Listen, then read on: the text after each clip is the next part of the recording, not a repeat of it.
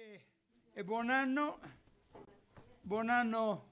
nel Signore, buon anno nell'impegno che ci ha distinti fin qui e che continuerà a distinguerci se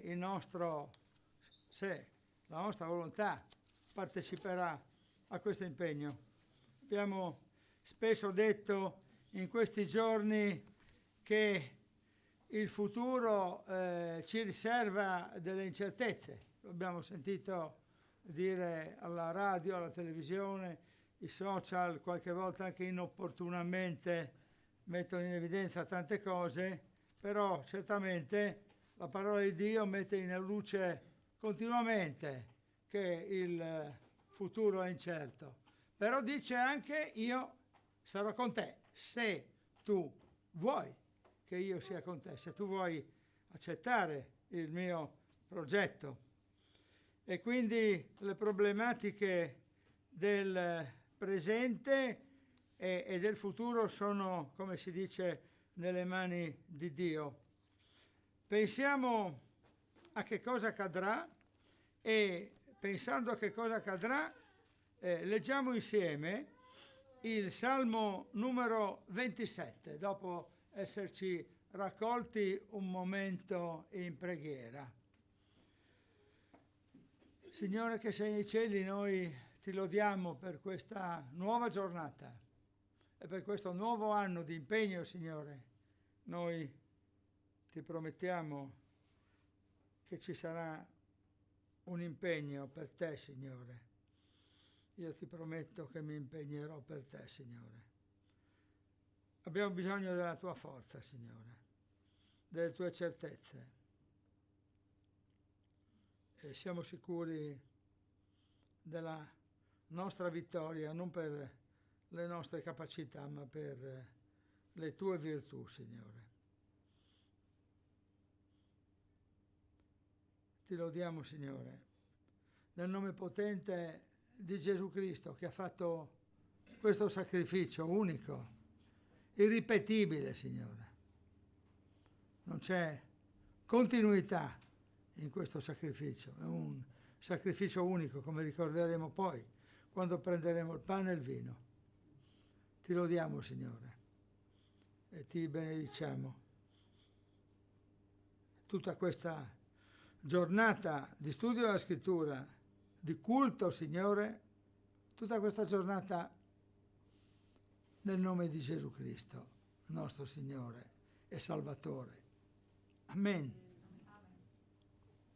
Dicevo, leggiamo tutto il Salmo 27 e poi ritorneremo su alcuni passi di questo Salmo. Il Signore è la mia luce, è la mia salvezza, di chi temerò. Il Signore è il baluardo della mia vita, di chi avrò paura? Quando i malvagi che mi sono avversari e nemici mi hanno assalito per divorarmi, essi stessi hanno vacillato e sono caduti. Se un esercito si accampasse contro di me, il mio cuore non avrebbe paura. Se infuriasse la battaglia contro di me, anche allora sarei fiducioso. Una cosa ho chiesto al Signore, quella ricerco: abitare nella casa del Signore tutti i giorni della mia vita, per contemplare la bellezza del Signore e meditare nel suo tempio, poiché Egli mi nasconderà nella sua tenda in giorno di sventura, mi custodirà nel luogo più segreto della sua dimora, mi porterà in alto sopra una roccia, e ora la mia testa si innalza sui miei nemici che mi circondano. Offrirò nella sua dimora sacrifici con gioia, canterò e salmeggerò al Signore. O Signore, ascolta la mia voce quando ti invoco. Abbi pietà di me e rispondimi. Il mio cuore mi dice da parte tua: cercate il mio volto. Io cerco il tuo volto, Signore. Non nascondermi il tuo volto, non respingere con ira il tuo servo. Tu sei stato il mio aiuto, non lasciarmi, non abbandonarmi, o Dio della mia salvezza. Qualora mio padre e mia madre mi abbandonino, il Signore mi accoglierà. O Signore, insegnami la tua via, guidami per un sentiero diritto a causa dei miei nemici. Non darmi in balia dei miei nemici, perché sono sorti contro di me falsi testimoni, gente che respira violenza. Ah, se non avessi avuto fede di vedere la bontà del Signore sulla terra dei viventi. Spera nel Signore, sii forte, il tuo cuore si infranchi, sì, spera nel Signore. E allora vediamo che questo salmo si rivolge al futuro con un ottimismo che non è vuoto e laico, con una concretezza di avere il Signore dalla parte del salmista. E allora ecco che benedetto il nome del Signore, il canto che facciamo, il 110, diventa un canto di vittoria. Benedetto il nome del Signore. Lo facciamo insieme. Lode al nome tuo, Signore, la tua verità che scorre abbondante su di noi.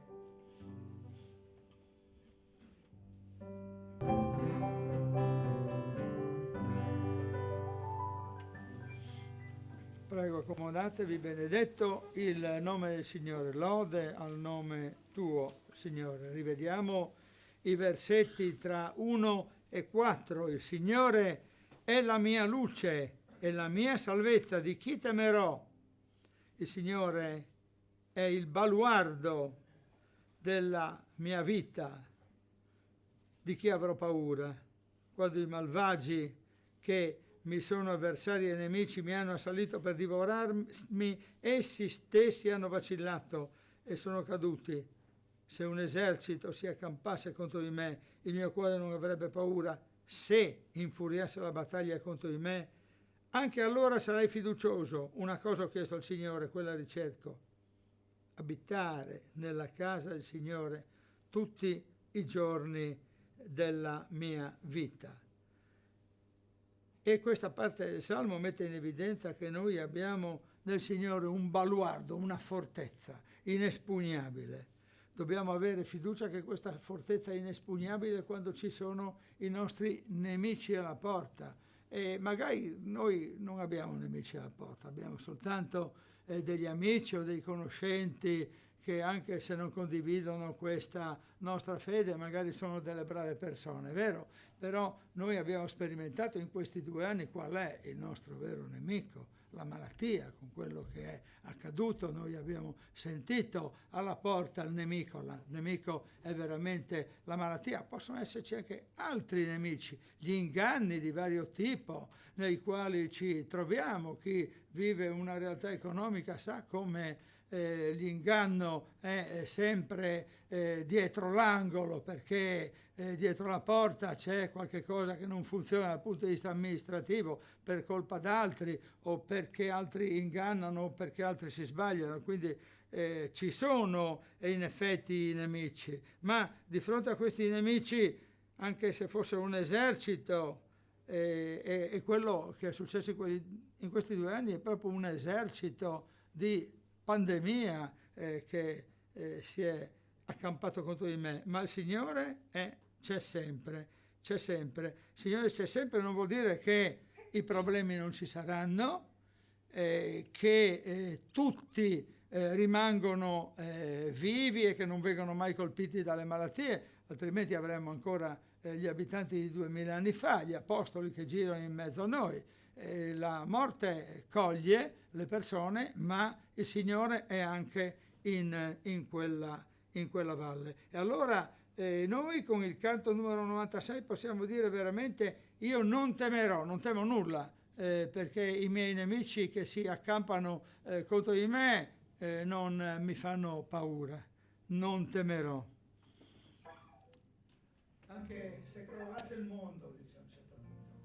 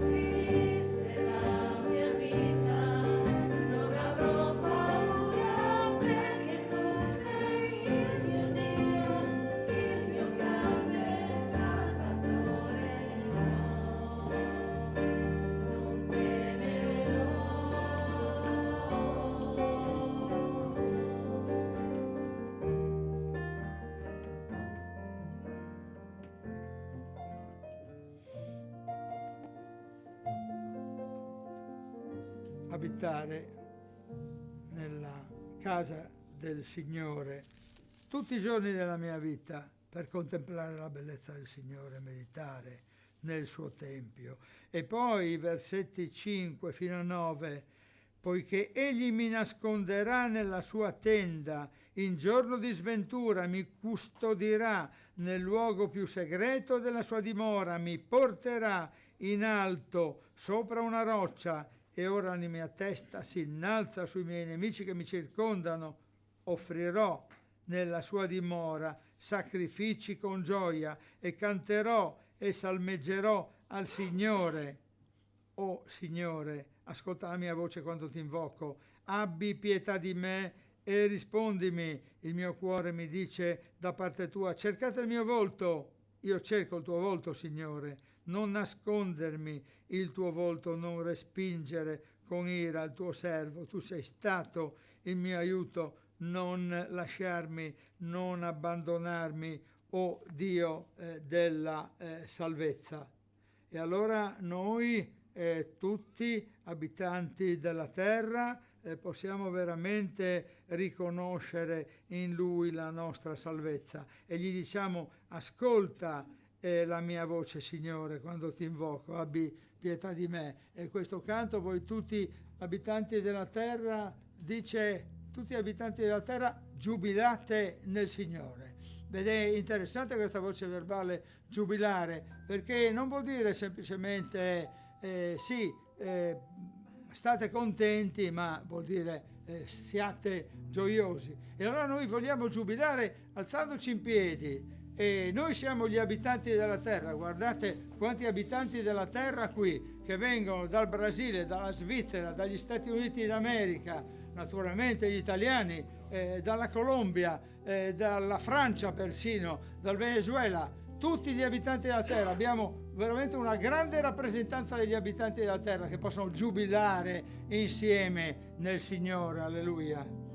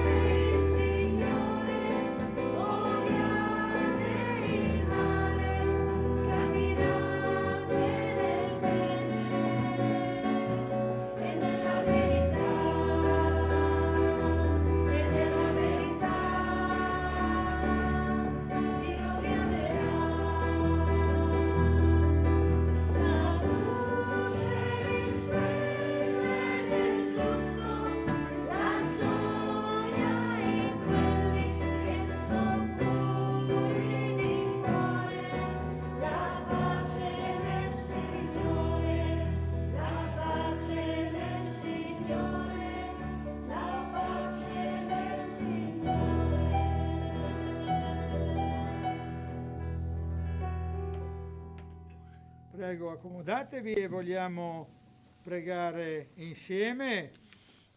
Ognuno si senta libero per brevi preghiere di lode per questo Signore che ci dà la pace. Sì, Signore, noi abitanti della terra ti diciamo lode a te. Noi vogliamo giubilare in te, Signore, per la salvezza che ci hai dato.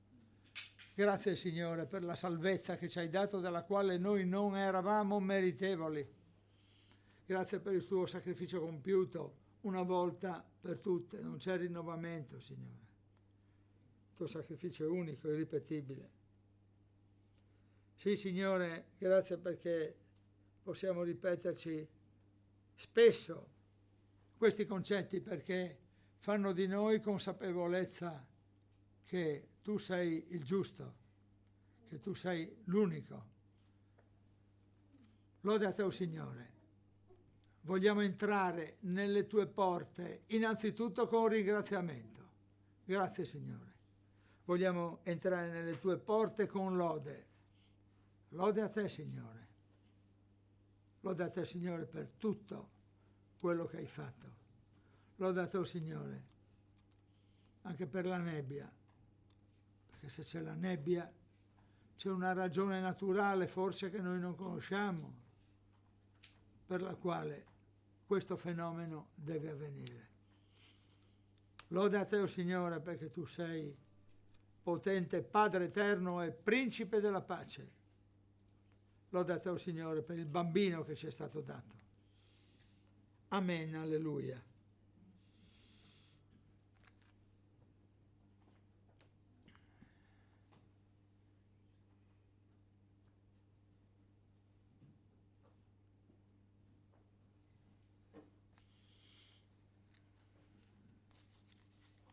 Lodate il Signore, voi nazioni tutte, celebratelo voi tutti i popoli, poiché la sua bontà verso di noi è grande e la fedeltà del Signore dura per sempre. Alleluia. Grazie, Signore, per la tua bontà e la tua fedeltà. Grazie per tutto quello che tu starai facendo in questo anno. Signore, tu hai un progetto, un piano, aiutaci ad entrare in questo piano, per essere a tua immagine e somiglianza. Trasformaci, modellaci, dacci un cuore puro e uno spirito ben saldo. A te ti innalziamo, Signore, a te che sei l'eccelso, al Re dei Re, Signore dei Signori, e non c'è altro Dio al di fuori di te. Amen. Amen.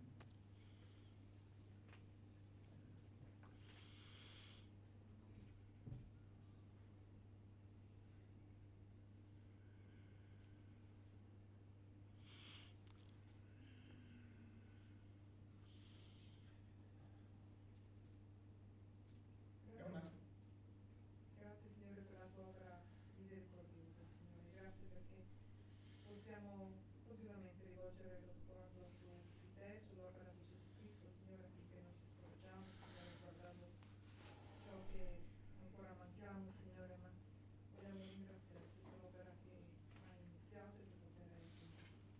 Nel nome di Gesù. È una grazia del Signore che non siamo stati completamente distrutti. Le sue compassioni infatti non sono esaurite, si rinnovano ogni mattina. Grande è la tua fedeltà. Il Signore è la mia parte, io dico perciò spererò in Lui. Il Signore è buono con quelli che sperano in Lui, con chi lo cerca. È bene aspettare in silenzio la salvezza del Signore. Grazie Signore perché è una grazia. Se questa mattina abbiamo aperto gli occhi, è una grazia la vita, perché sei tu che ci hai regalato questo sacrificio da dare ogni mattina. Quando apriamo i nostri occhi,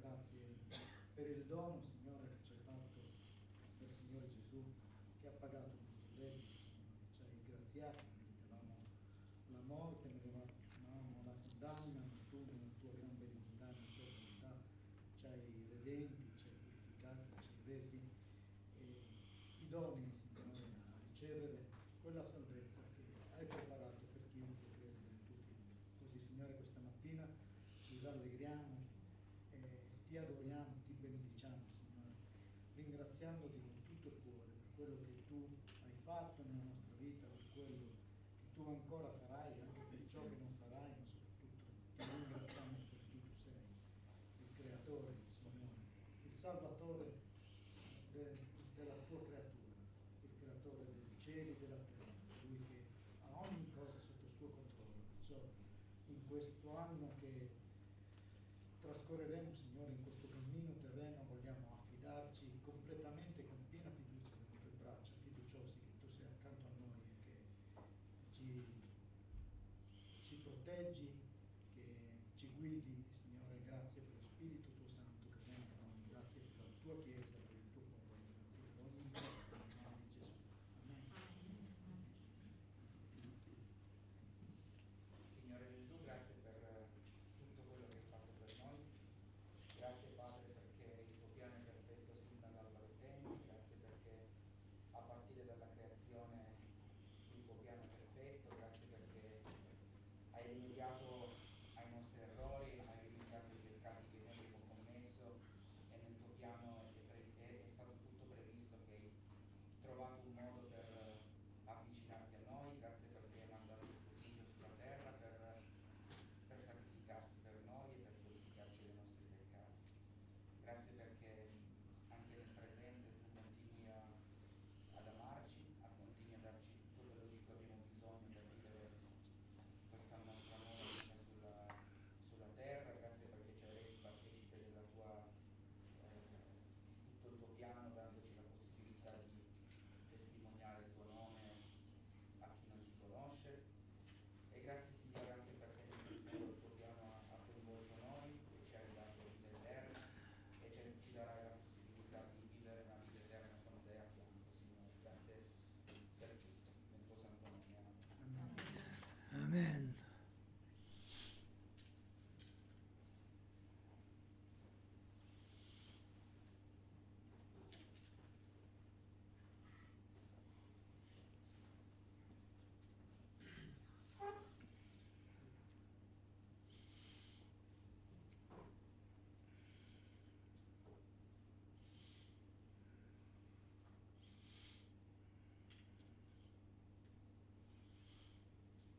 Amen, Signore, lode a te.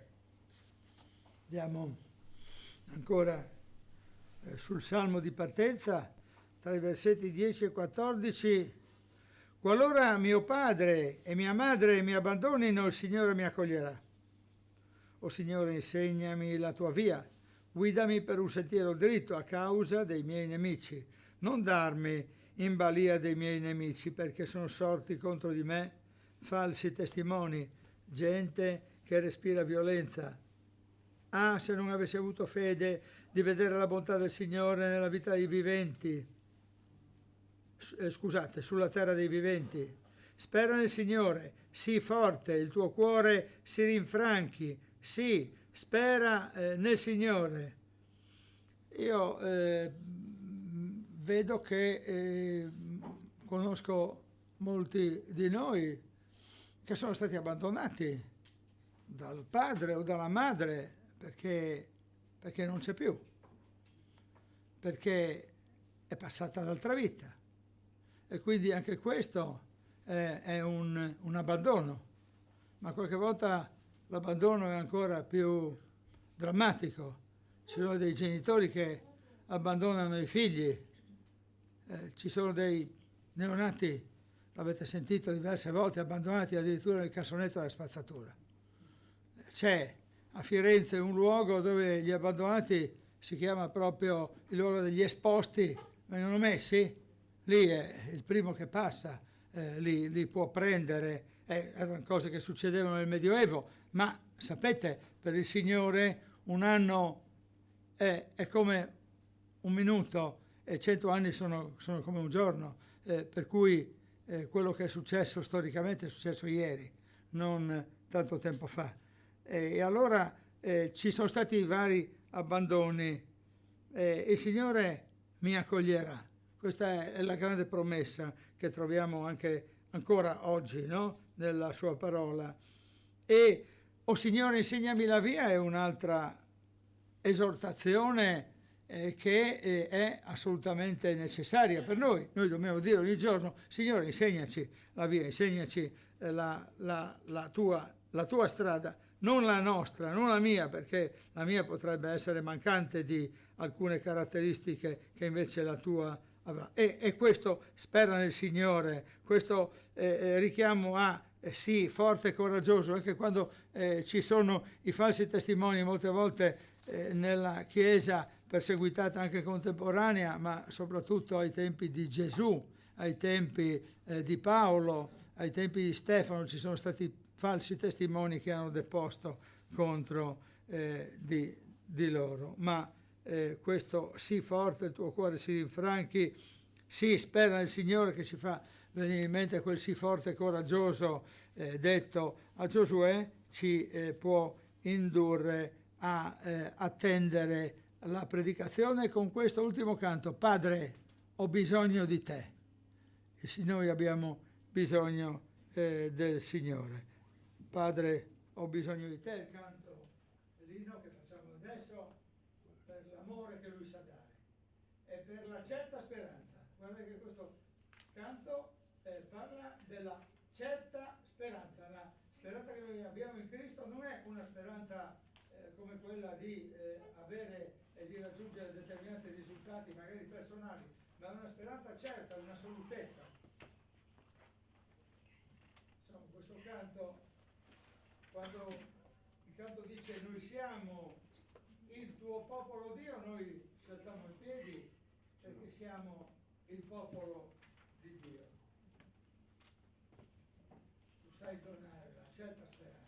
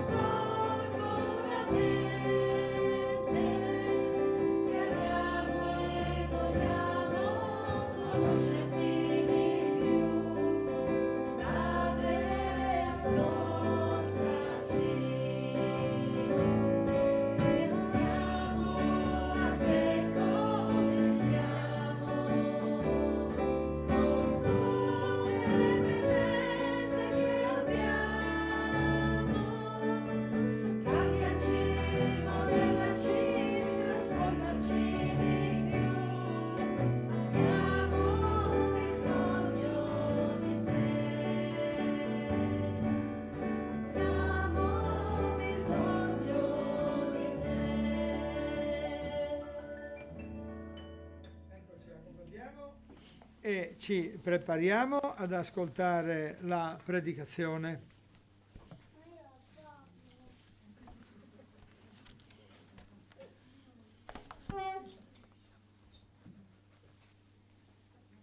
Abbiamo il pastore Davide Tucker che viene. Lui è un abitante di tutta la terra degli Stati Uniti d'America. Per chi non lo conoscesse, vorrei presentarlo. Il dottor Tucker è stato colui che ha organizzato all'origine, assieme ad altri missionari, ma principalmente grazie al lavoro del Signore, le attività a Udine. Bentornato, anche se noi non ti dobbiamo neanche dire bentornato, perché tu non sei mai andato via. Grazie. Un piacere. In Furlan.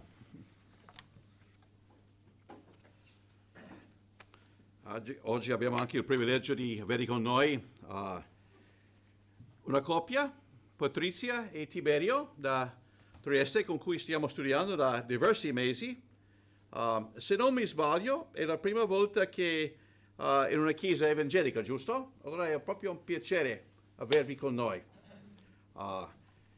Poi abbiamo anche Lubisha, da vicino a Gorizia, però in Slovenia con noi. Cioè, non solo diciamo le altre cose, altri paesi che ha menzionato, ma anche la Slovenia con noi. Poi per la prima volta diversi di voi avete già conosciuto sua moglie. Abbiamo Paolo Armil con noi, che lui è un ingegnere che ha preso un lavoro vicino a San Daniele.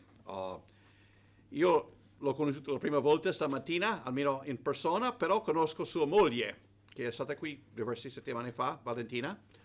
Però conosco, voi non sapete questo, ma il nonno di Valentina, sua moglie, ha predicato qui a Udine. Tanti anni fa. Suo nonno l'ho conosciuto 40 anni e mezzo fa, a Perugia. Lui è torinese, però diciamo ha sposato Rita Cortese, che molti di voi, che i vostri figli che hanno fatto diciamo il campo a Poggio Bertini, diciamo la nonna era la cuoca principale. Allora Alberto è uno degli amici migliori che ho qui in Italia, ha lo stesso compleanno mio, ha qualche anno in più, però fra poco farà anche una visita anche qui da noi, diciamo. È un piacere averti con noi, Paolo. Bene, io sono contento, diciamo, di sapere, Vito, che tu non hai nemici, tranne questo grande nemico, il virus. Io purtroppo ho, c'è uno che, il nemico maligno, che sono contento che tu non hai come nemico. Io ce l'ho purtroppo, che mi bastona ogni tanto. No, sto scherzando. Satana, infatti la parola vuol dire avversario, è un vero nemico. Se non abbiamo nemici umani, probabilmente abbiamo, però se non abbiamo, almeno abbiamo uno sovrannaturale, quasi, almeno un angelo molto più potente di noi. Ma stamattina non vorrei parlare di quello, vorrei parlare di un'altra cosa. Vogliamo pregare un momentino? Signore nostro Dio, vuoi tu parlare ai nostri cuori? Vuoi tu usare le parole che usciranno dalla mia bocca per stuzzicare, stimolare, incoraggiare, toccare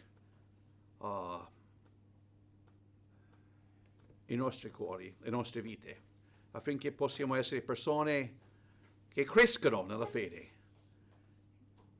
che cercano te con tutto il nostro cuore. Te lo chiediamo nel nome di Gesù. Amen.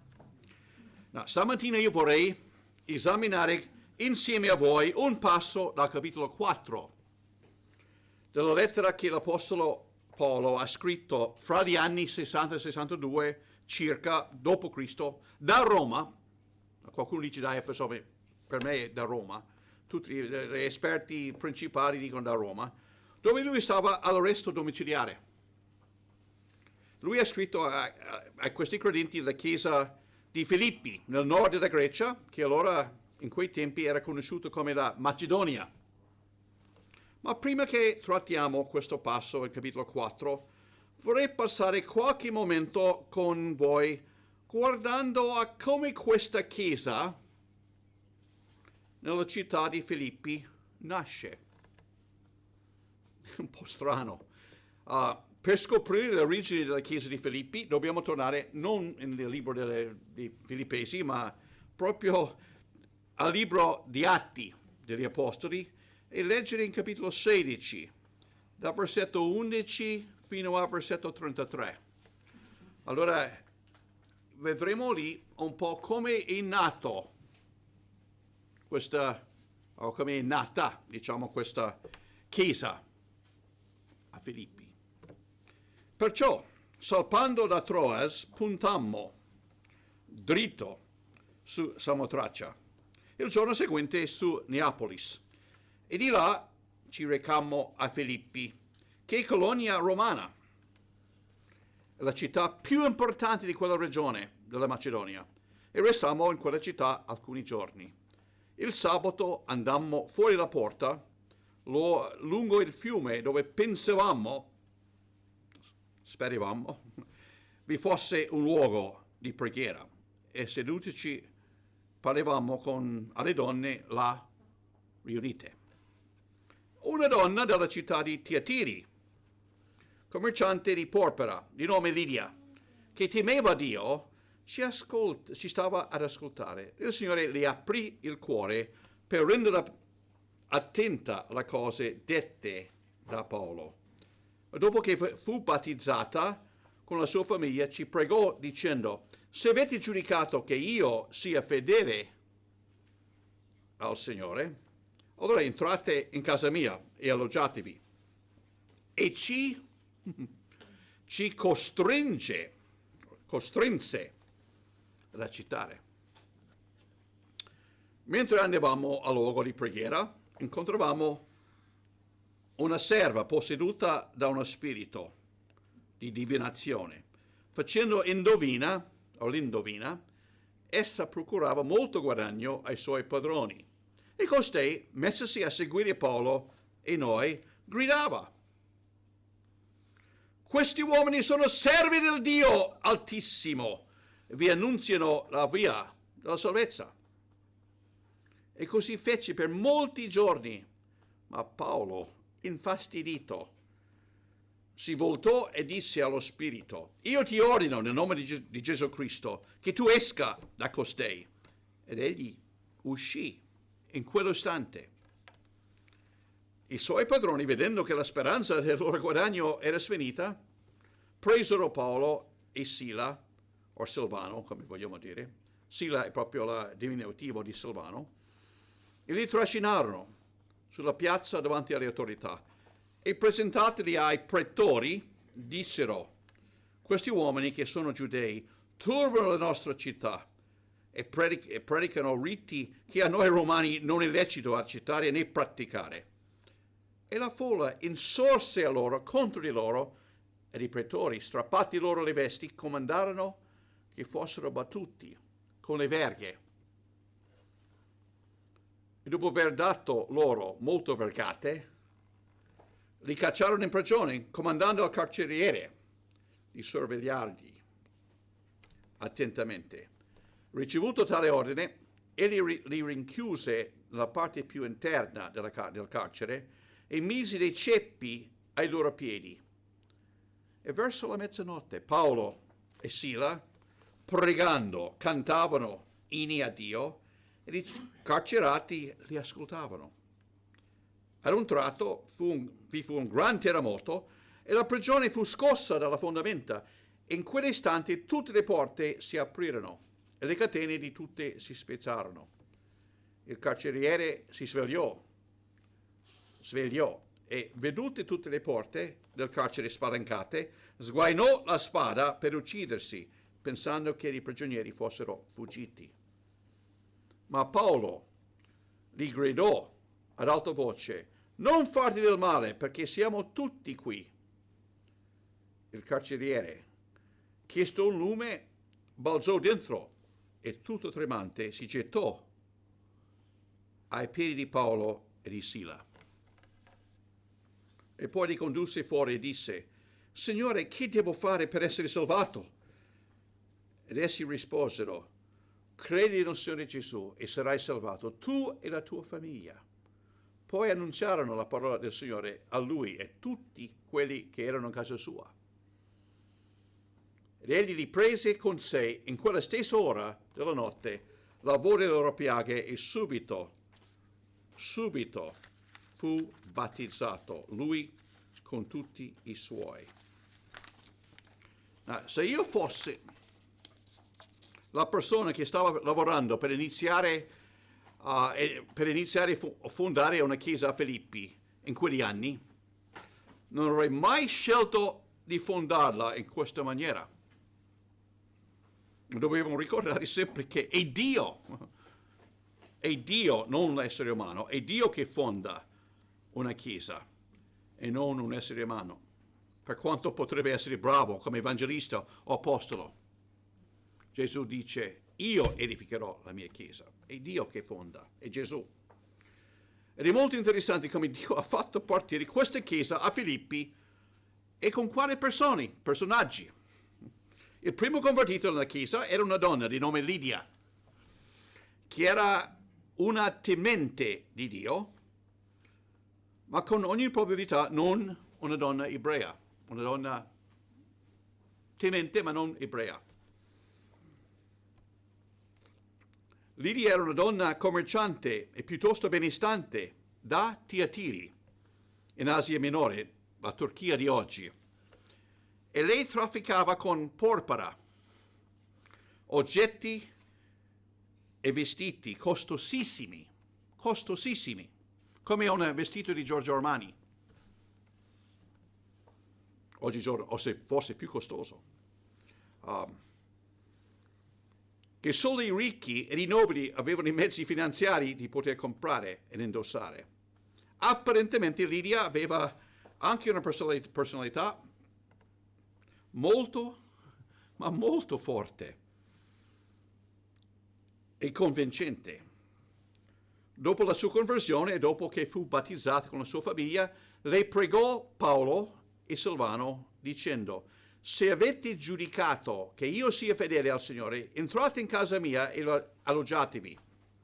Poi dice il testo, e li costrinse a recitare. No, non so per voi, ma per me, almeno il Nuovo Testamento che io leggo, ci dipinge una foto dell'Apostolo Paolo come una persona veramente forte di carattere, che non aveva difficoltà anche pubblicamente di proprio rimproverare l'Apostolo Pietro, proprio pubblicamente, non aveva nessun problema. Un uomo veramente forte.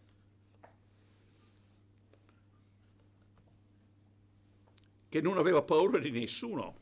Eppure leggiamo qui che Lidia lo costrinse a recitare la sua proposta.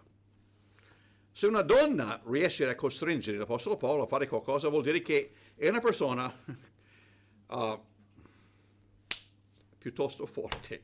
E Lidia e i membri della sua famiglia erano i primi convertiti nella chiesa di Filippi. Poi il secondo gruppo di persone convertite nella chiesa di Filippi venivano da uno strato della società a Filippi radicalmente diverso da quello della famiglia di Lidia. E quando Dio inizia e comincia a benedire un'opera sua, possiamo quasi sempre aspettare il maligno di entrare in azione per ostacolare o bloccare questo ministero. E così è successo anche a Filippi, come vedremo più tardi. E mentre Paolo e Silvano andavano al luogo di preghiera, ogni sabato mattina incontravano una serva posseduta da uno spirito di divinazione. E facendo l'indovina, lei procurava molto guadagno ai suoi padroni. E lei, messasi a seguire Paolo, Silvano e i loro compagni, Luca incluso, gridava: questi uomini sono servi del Dio Altissimo, vi annunziano la via della salvezza. E così lei fece per molti giorni, non un giorno solo. Alla fine Paolo, infastidito, si voltò e disse allo spirito che possedeva la giovane donna: io ti ordino, nel nome di Gesù Cristo, che tu esca da lei. E lo spirito maligno uscì in quell'istante. Ma la storia non è finita là. Quando i padroni, vedendo che la ragazza indovina non riusciva più a fare le sue indovinate, e perciò i loro guadagni notevoli erano svaniti a causa di Paolo e di Silvano. Li hanno preso e trascinati davanti alle autorità della città. Le autorità, senza esaminare a fondo né chi fossero Paolo e Silvano, né le accuse contro di loro, li hanno strappati dalle loro veste. Li hanno fatto dare molte battute con le verghe e poi li hanno cacciati nella prigione della città, proprio nella carcere della città. E dopo il carceriere, per rendere la loro vita più simpatica, li ha rinchiusi nella parte più interna della prigione e li ha messo i loro piedi nei ceppi.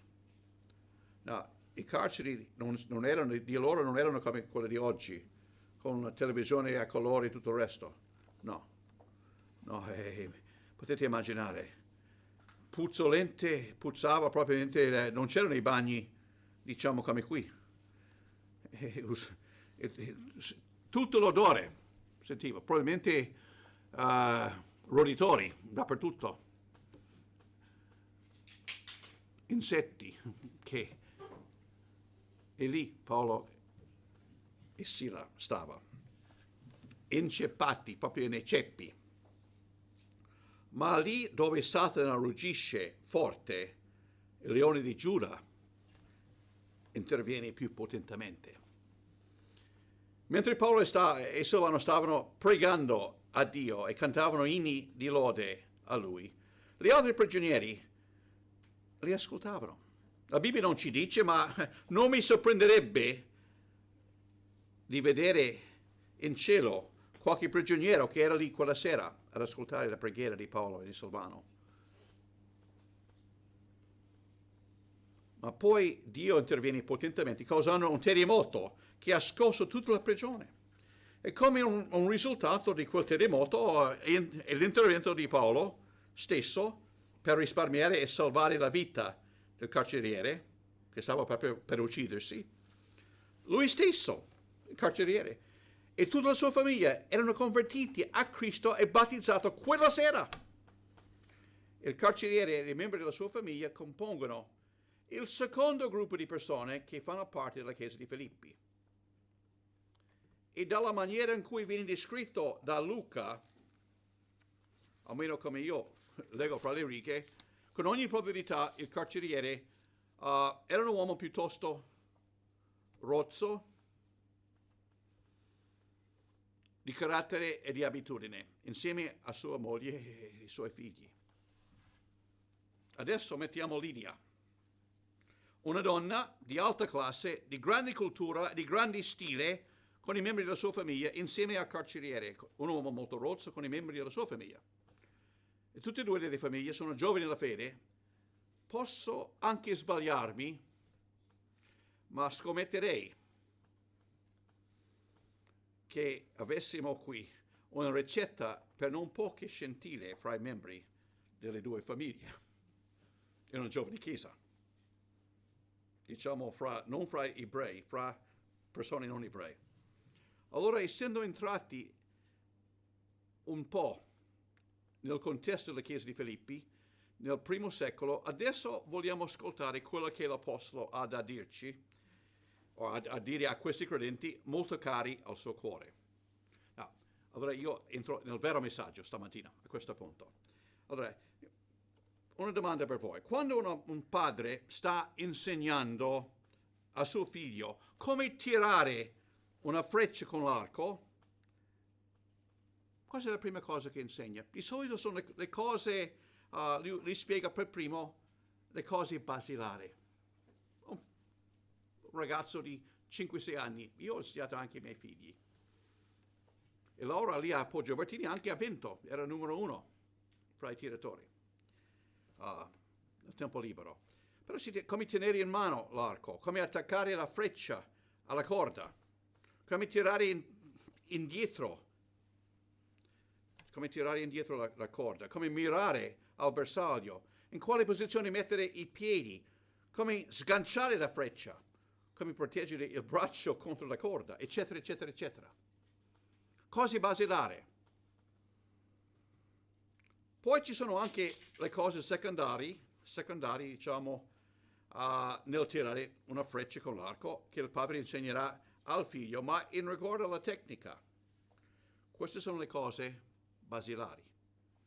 Ma secondo voi, se questa è la prima volta che il figlio o la figlia tiene un arco in mano, si comprenderà e si ricorderà tutto quello che il padre gli dice dopo la prima lezione?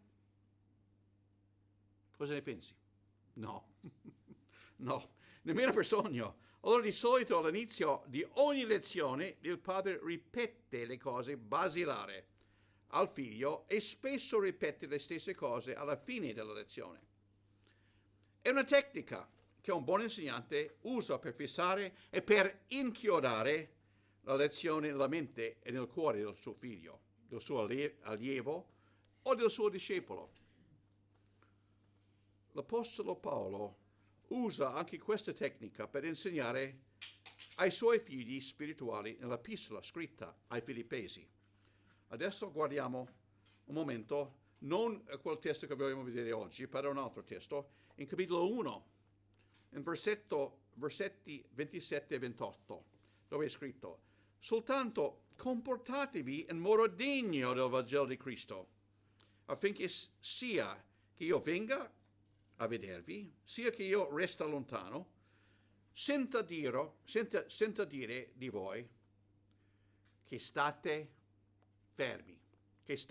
fermi nello stesso spirito, combattendo insieme con il medesimo animo per la fede del Vangelo.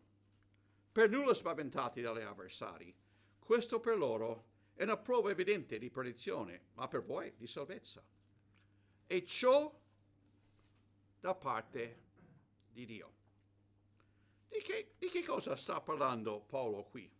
Lui sta esortando i suoi figli spirituali a comportarsi in modo degno del Vangelo affinché potessero stare, ma non solo stare, ma di anche restare, stare e restare fermi nella fede.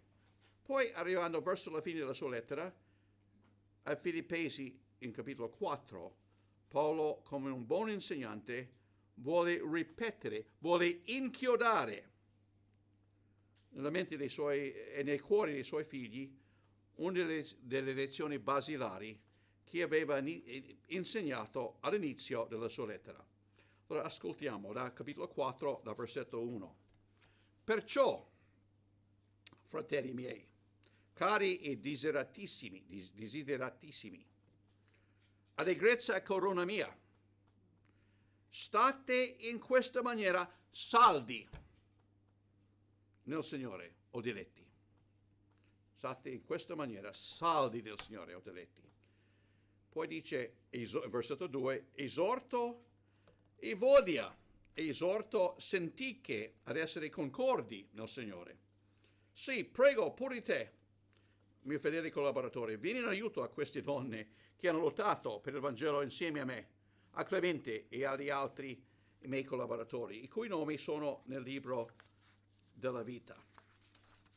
Rallegratevi sempre nel Signore, ripeto, rallegratevi. La vostra mansuetudine sia nota a tutti gli uomini. Il Signore è vicino.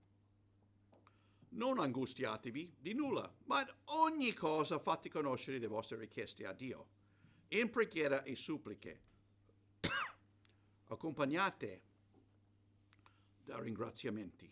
E la pace di Dio, che supera ogni intelligenza, custodirà i vostri cuori, i vostri pensieri in Cristo Gesù. Quindi, fratelli, tutte le cose vere, tutte le cose onorevoli, tutte le cose giuste, tutte le cose pure, tutte le cose amabili, tutte le cose di buona fama, quelle in cui è qualche virtù e qualche lode, siano oggetti dei vostri pensieri. Le cose che avete imparate, ricevute, udite da me e viste in me, fatele. E il Dio della pace sarà con voi. Paolo, come qualunque padre spirituale, desiderava fortemente che i suoi figli nella fede restassero saldi nella fede e nel rapporto col Signore. Però per stare e per restare saldi nella fede, i filippesi dovevano dare seria attenzione ad alcuni aspetti della loro vita. Anche noi, se vogliamo stare e restare saldi nel Signore nel nuovo anno 2022, dobbiamo dare seria attenzione ad alcuni aspetti della nostra vita. Stamattina vogliamo esaminare insieme 5 aspetti cruciali nella nostra vita a cui dobbiamo dare attenzione, a cui dobbiamo stare attenti. Ecco il primo aspetto. Se vogliamo stare e restare saldi nel Signore, dobbiamo tenere un occhio molto attento ai nostri rapporti interpersonali con altri, specialmente con i fratelli della fede. Guardate versetto 2 e 3. Esorto Evodia, esorto Sintiche ad essere concordi nel Signore. Raccomando ad Evodia, esorto Sintiche a vivere in buona armonia nel Signore. Sì, prego pure te, mio fedele collaboratore, vieni in aiuto a queste donne che hanno lottato per il Vangelo insieme a me, a Clemente e agli altri miei collaboratori, i cui nomi sono nel libro della vita. Qui la lezione per noi, qual è la lezione per noi in questi versetti? Cosa sta dicendo Paolo qui? Di vivere in buona armonia, gli uni gli altri nel Signore. Ma domanda, è facile stare saldo? Di stare saldo nel Signore se non stai vivendo in armonia con un fratello o una sorella della Chiesa? L'Apostolo Paolo ci esorta in Romani 12:18, se possibile, per quanto dipende da voi,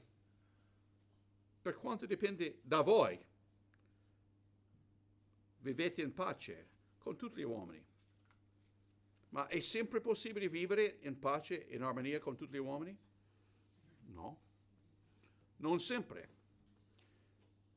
È sempre possibile vivere in pace e in armonia con tutti i credenti nella Chiesa? No, non sempre.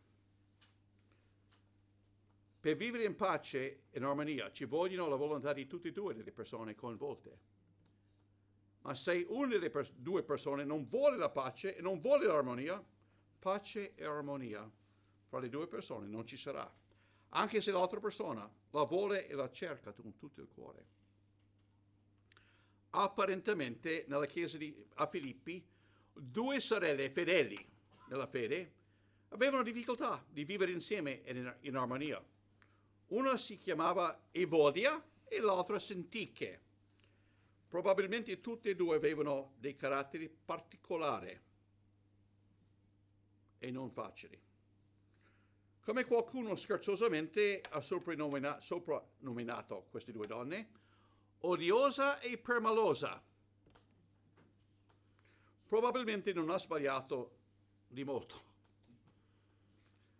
Ognuno di noi al momento della nostra conversione porta dei bagagli della nostra vecchia natura, del passato insieme a sé. Ognuno di noi. E al momento della nostra conversione Dio comincia un'opera nella nostra vita che si chiama teologicamente la santificazione, in cui Egli comincia a trasformarci nell'immagine di Cristo. Ma non è che diventiamo perfetti subito. Dio sta lavorando con me per oltre 50 anni adesso. E mi imbarazzo a dirvi, il lavoro è tanto da fare ancora. Anzi, cresciamo nella nostra fede e Dio ci trasforma passo per passo nell'immagine di Cristo. Ma finché viviamo in questo corpo, su questa terra, porteremo qualche vestigio del nostro vecchio uomo. E qualche volta, come a Filippi, questo relitto brutto, ancora presente nella mia vita, si scontra con un vestigio brutto anche nella tua vita. E ci sono delle scintille. Anormale? No, normalissimo. Ma questa realtà non toglie da ciascuno di noi l'obbligo di fare il nostro tutto per cercare di vivere in armonia con i nostri fratelli in Cristo. Il testo suggerisce che qualche volta potrei avere bisogno di aiuto da altri nella Chiesa che funzionano come mediatori o consiglieri spirituali. Probabilmente io non so chi erano Evodia e Sintiche. Fra me penso qualche volta, chissà, forse uno era, diciamo, la figlia di Lidia, di stile, però con carattere come sua mamma, molto forte. E poi c'era Sintiche, una figlia del carceriere, rozzo, però forte anche lei. E potete immaginare, potenziale sentire, come potrebbe essere fra di noi. Mai succede che due coniugi cristiani si litigano insieme, voi che siete sposati, o che hanno problemi interpersonali fra di loro che non riescono a risolvere da solo? Mai successo? Avete mai conosciuto coniugi cristiani che vivono nella stessa casa ma da mesi o da anni non c'è più un rapporto di affetto fra di loro? Io li ho visti, anche fra cristiani. Si vivono ancora insieme sotto lo stesso tetto, ma il matrimonio ormai è morto. Perché esistono persone nella Chiesa che si dedicano alla consulenza matrimoniale per aiutare i coniugi cristiani a vivere in armonia e in amore il loro rapporto insieme? Persone come i coniugi Silin, diciamo, fanno proprio questo il loro lavoro, il loro ministero principale. Perché esistono loro? Se non ci fosse un gran bisogno nella Chiesa per questi consiglieri non esisterebbero, ma il fatto che esistono nella Chiesa e che le loro conferenze sulla vita coniugale sono sempre frequentate in abbondanza è una chiara evidenza che c'è bisogno di persone dotate e mature nella fede che possono aiutare i coniugi credenti a vivere in amore insieme. E se questo è necessario per i coniugi credenti, quanto di più necessario un ministero simile per aiutare gli altri fratelli e sorelle nella Chiesa di vivere insieme in armonia, in amore. Ma primariamente è una scelta nostra di volere e di cercare di vivere in armonia i nostri rapporti interpersonali con i fratelli e le sorelle nella Chiesa. Allora, per vivere in armonia con i miei fratelli, quali passi dovrei prendere quando un problema sorge fra me e un altro fratello o sorella? La prima cosa è di andare da quel fratello e parlare. Se questo non funziona, dopo 1, 2 o più volte, forse avrei bisogno di cercare l'aiuto di altri fratelli o sorelle nella Chiesa, più maturi di me, per intervenire o per consigliare me. Però il primo passo è sempre mio da prendere. Per stare saldi nel Signore dobbiamo cercare con tutto il nostro cuore di vivere in armonia con gli altri.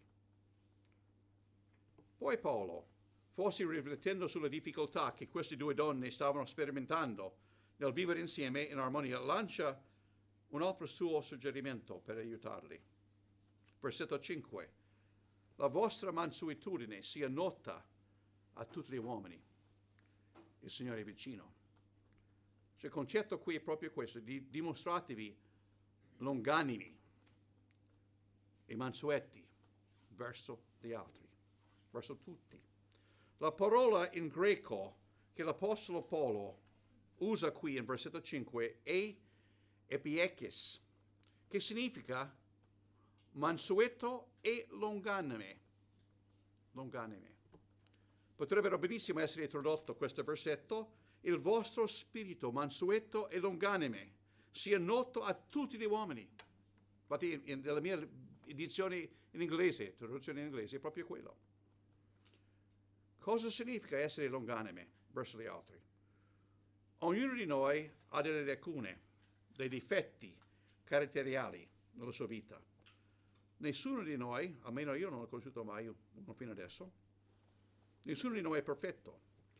E nessuno di noi si comporta sempre bene in ogni momento della sua vita. Siamo persone imperfette che vivono in un mondo imperfetto. Cosa vuol dire questa realtà in modo pratico? Se dovessi arrabbiarmi per ogni sbaglio, per ogni difetto caratteriale, per ogni mancanza nella vita di un mio fratello o sorella nella fede, il mondo mio e del mio fratello che vive insieme a me sarebbe intollerabile. Non sto dicendo che dobbiamo passare sopra un peccato serio nella vita di un mio fratello o di una sorella, no. Il peccato deve sempre essere affrontato, però in modo biblico. Ma Paolo qui non sta parlando di peccati, ma di mancanze, di imperfezioni. E suggerisce ai Filippesi e a noi di dimostrarci longanimi, tolleranti, mansueti verso tutti e non bastinare e condannare i fratelli ogni volta che sbagliano. Se dovesse succedere in un matrimonio, fra marito e moglie o fra un padre e i suoi figli, la vita in famiglia sarebbe intollerabile, invivibile. E la stessa cosa fra fratelli e sorelle della Chiesa. Questo è il primo aspetto di cui dobbiamo dare attenzione. Dobbiamo tenere un occhio molto attento sui nostri rapporti interpersonali con altri, specialmente con i fratelli della fede. Adesso vediamo il secondo aspetto. Se vogliamo stare e restare saldi nel Signore, dobbiamo ricordare spesso e riflettere sulla nostra comprensione del governo sovrano e amoroso di Dio su ogni aspetto della nostra vita. Cosa significa praticamente? Versetto 4 dice: rallegratevi sempre nel Signore. Ripeto, rallegratevi. Cioè Paolo sta dicendo qui che dobbiamo rallegrarci nel Signore sempre, cioè in ogni situazione. Ma com'è possibile? Signore, cosa è successo? Come posso rallegrarmi in questo? Rallegratevi sempre, dice. Non è possibile fare questo se noi non siamo convinti profondamente nella nostra mente, nel nostro cuore, che Dio è un Dio sovrano e amoroso, che Egli è in controllo di tutto quello che succede nel mondo e anche nel mio mondo, cioè nella mia vita. Che Egli esercita sulla mia vita un tale controllo che non permette che qualcosa capita a me o alla mia famiglia che non è nella sua volontà per me e che Egli non può usare per il mio bene o per il nostro bene. Se io credo fermamente nel governo sovrano e amoroso di Dio su ogni aspetto della mia vita, della vita della mia famiglia, allora posso rallegrarmi sempre nel Signore in ogni situazione. Quando decidiamo a ricevere Gesù Cristo come il nostro Signore e Salvatore, stiamo in un certo senso firmando un contratto con Lui, dandogli il diritto di governare la nostra vita come vuole Lui, non come vogliamo noi. Stiamo dando a Lui la nostra vita come carta bianca, da riempire come vuole Lui e come sceglie Lui per noi. Per questo motivo possiamo rallegrarci sempre in Lui in ogni situazione, sapendo che Gesù sta regnando, sta governando la nostra vita. Sempre facile? No. Però è liberatorio. È liberatorio. Non posso controllare tutto, anzi certe cose sono fuori dalla mia portata e del mio controllo, ma non sono fuori dalla portata o del controllo di Dio. Dio è in controllo di tutto e non perde mai il controllo. Perciò possiamo e dobbiamo rallegrarci sempre nel Signore, nel suo governo sovrano e amoroso su tutto e sulla nostra vita in particolare. Questo è il secondo aspetto. di cui dobbiamo dare attenzione. Dobbiamo ricordare spesso e riflettere sulla nostra comprensione del governo sovrano e amoroso di Dio su ogni particolare e aspetto della nostra vita. Adesso vediamo il terzo aspetto. Se vogliamo stare e restare saldi del Signore, dobbiamo dare attenzione alla nostra vita di preghiera. Versetto 6 e 7. Non angustiatevi di nulla, ma in ogni cosa fate conoscere le vostre richieste a Dio, in preghiera e suppliche, accompagnate da ringraziamenti. E la pace di Dio, che supera ogni intelligenza, custodierà i vostri cuori e i vostri pensieri in Cristo Gesù. Ma qualche volta, quando umanamente parlando siamo deboli e cominciamo a dubitare che Dio è in controllo dell'universo e della nostra vita e siamo preoccupati e angustiati di una situazione nella nostra vita, cosa dobbiamo fare? Secondo Paolo in questi versetti dobbiamo portare tutte le nostre preoccupazioni al Signore in preghiera. Noi abbiamo 2 figli adottati. Il più grande sembra che, se non ha già fatto la scelta, sembra proprio sull'orlo, perché parla come credente adesso, da poco, però parla come credente. E non mi sorprenderei, perché sta leggendo la Bibbia regolarmente adesso, anche se sta studiando lontano da noi. Però c'è qualcosa, le domande che fa, le parole che mi dice, non lo so. Però abbiamo una situazione con l'altro figlio, che ha 22 anni, maschio, ribelle al... non capisco fino a fondo. Io ho avuto un ottimo rapporto con i miei genitori, con mia mamma, con mio papà. Mio papà era un mio eroe. Però sembra che mio figlio mi ha spinto, mi ha sputato in faccia, non ha fatto letteralmente, però quasi. Mi ha detto parole da non credere. E dico, Signore, cosa posso fare? Ormai ho 70 anni, sono vecchio, non so quanti anni vivrò ancora, tu lo sai soltanto. Non vedo, mi sembra proprio un cuore più tenebroso, più duro, più lontano da te, non potrei immaginare.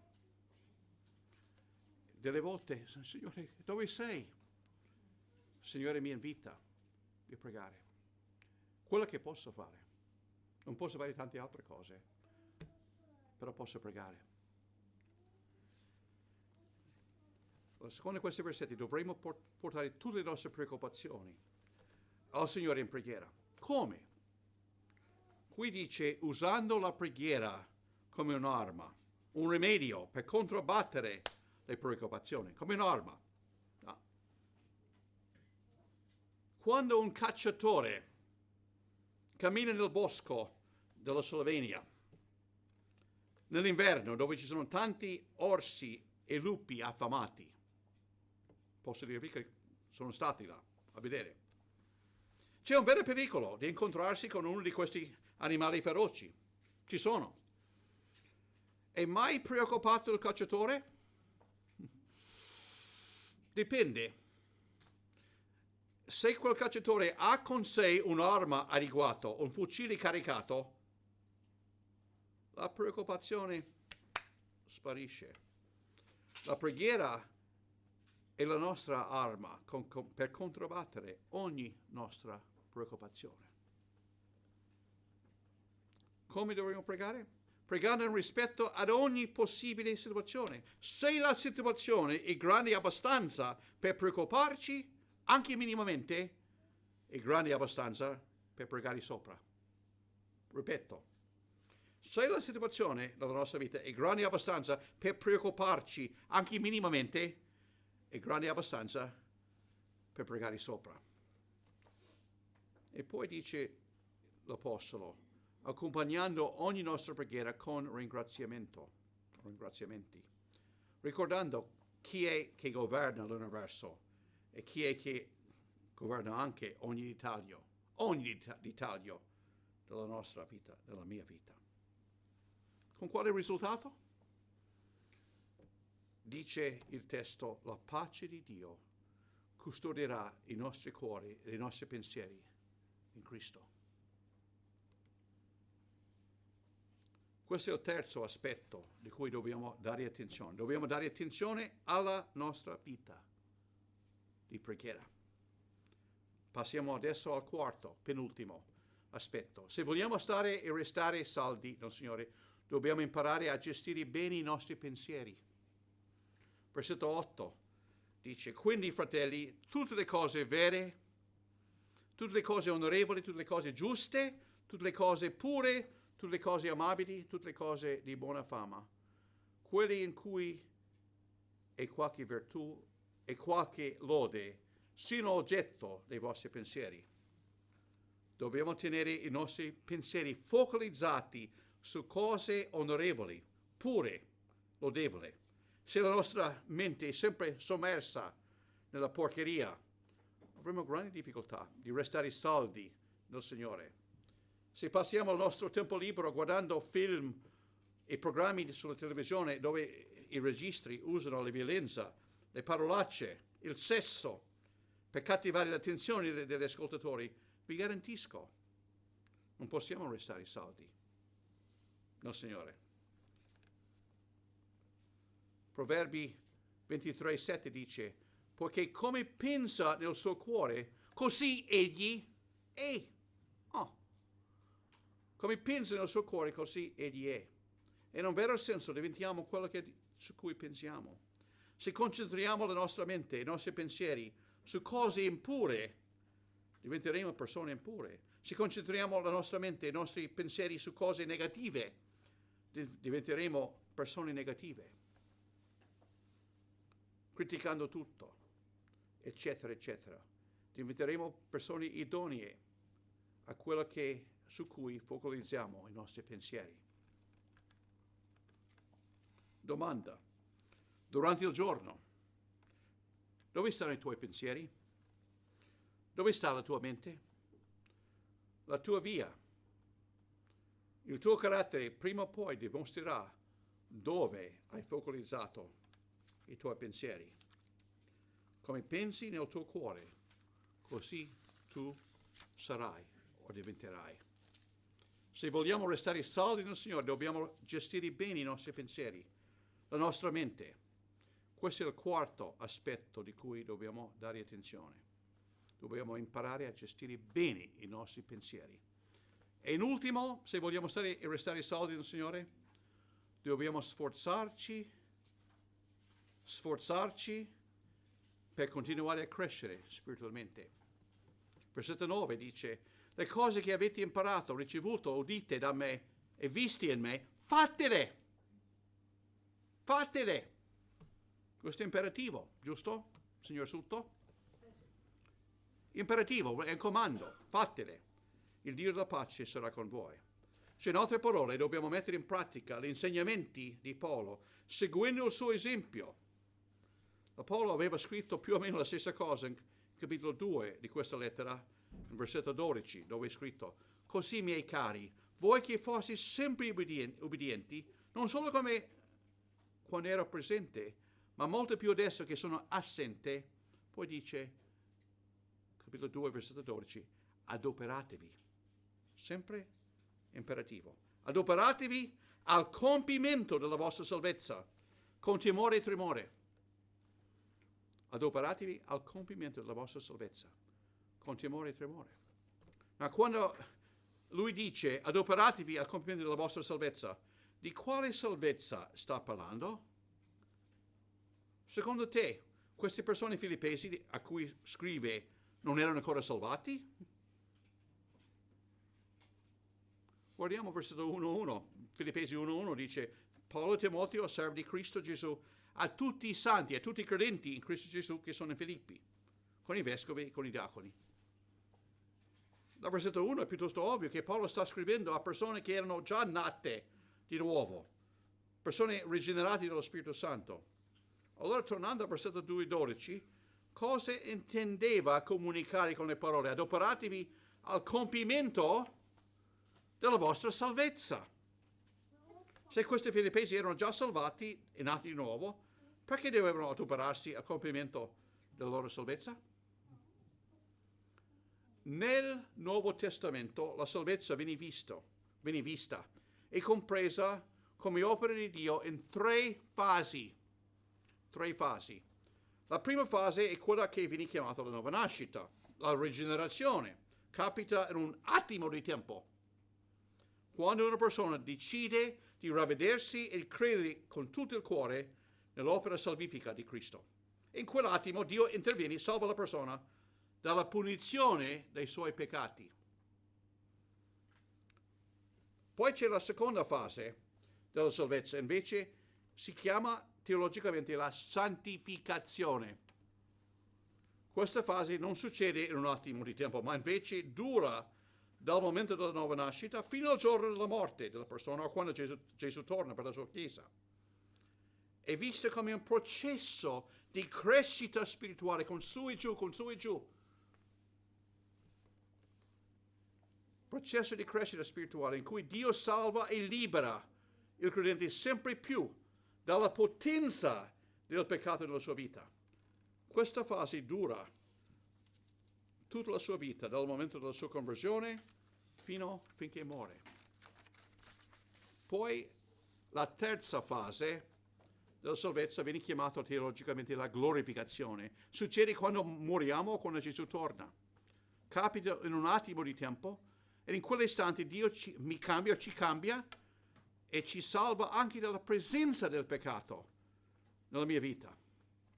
Allora quando l'Apostolo Paolo scrisse ai Filippesi in 2:12, adoperatevi al compimento della vostra salvezza con timore e tremore, di quale fase della salvezza stava facendo riferimento? La prima, seconda o terza? La nuova nascita? La santificazione o la glorificazione? Piuttosto ovvio, vero? Sta facendo riferimento alla seconda fase, la santificazione, in cui Dio ci santifica, ma la crescita.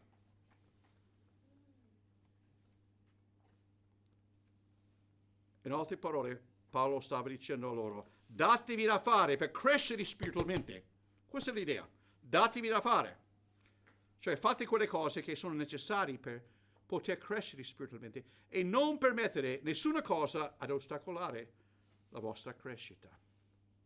Cioè, se vogliamo crescere spiritualmente, cosa dobbiamo fare? Cose basilari. Dobbiamo leggere e nutrirci regolarmente con le scritture. Se io non leggo e non mi nutro dalle scritture, regolarmente non posso crescere. Anche se sono credente da 50 anni. Dobbiamo passare il tempo regolarmente parlando con Dio in preghiera, comunicando con Dio. Dobbiamo imparare ad ubbidire la sua parola, mettendo in pratica la sua parola nella nostra vita. Non basta leggere, io so, però non mettere in pratica. La crescita non funziona. Dobbiamo partecipare nella sua famiglia, la chiesa locale. Dobbiamo imparare a condividere il nostro tesoro spirituale con quelli che non conoscono il nostro Dio, evangelizzare. No, è solo per me. No, Dio vuole che noi condividiamo questo con altri. Questo fa parte della nostra crescita. Dobbiamo imparare a confessare i nostri peccati a Dio, ravvederci da essi quando cadiamo nel peccato. E cadremo purtroppo. Però dobbiamo subito confessare, ravvederci da qualunque peccato e dobbiamo imparare a camminare nello Spirito, sotto la sua guida. Il testo dice, adoperatevi al compimento della vostra fede, della vostra salvezza, con timore e tremore. Cioè, in altre parole, dobbiamo sempre tenere davanti ai nostri occhi chi è il nostro Dio e darci da fare per crescere con un certo timore e tremore, perché Dio, il nostro Dio, è santo, anzi, è santissimo. La nostra crescita non è automatica. Basta leggere Ebrei 5, l'ultima parte. Lui dice in Ebrei 5, dopo tanto tempo, voi dovreste essere maestri, insegnanti degli altri, eppure avete ancora bisogno delle cose basilari. La crescita non è automatica, però è Dio che opera la crescita spirituale in noi. È Dio che ci fa crescere, ma Egli lo fa quando facciamo la nostra parte per crescere. Allora, diamoci da fare in 2022, nel nuovo anno, per crescere spiritualmente, come mai prima. Io vorrei essere in 2023, se Dio mi dà ancora un anno di vita, di essere più maturo, cresciuto bene quest'anno, come mai prima. Possa il Signore benedire la sua parola nelle nostre vite. Grazie.